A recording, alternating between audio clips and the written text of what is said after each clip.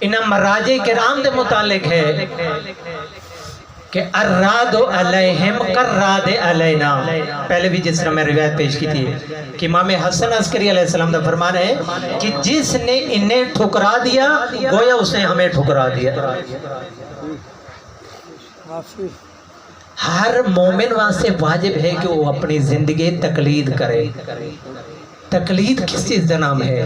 تقلید ہے مجتہد دے ڈسے ہوئے فتوے دے مطابق عمل کرنا. گل سمجھتے پہ ہو؟ ماشاءاللہ ماشاءاللہ. تقلید دا حکم کیوں ہے؟ بعض لوگوں نے جو علماء تو دور ہیں، جو تشیع تو دور ہیں، مذہب تشیع کو جو نہیں پہچان سکے اور مذہب تشیع دے اندر پروپیگنڈا کرنا، انتشار پھیلاونا، وہ آدھن جی سب تو تقلید دی ضرورت ہی نہیں ہے، اساں تو 12واں سرکار آسی تو تقلید کرے سو.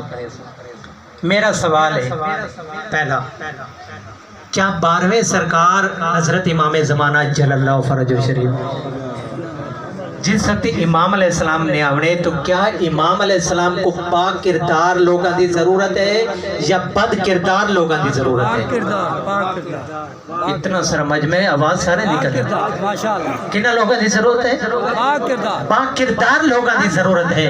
لہذا تقلید دا حکم اس واسطے ہے تاکہ تسا مجتہد دے ڈسے فتاوی دے مطابق عمل کرو.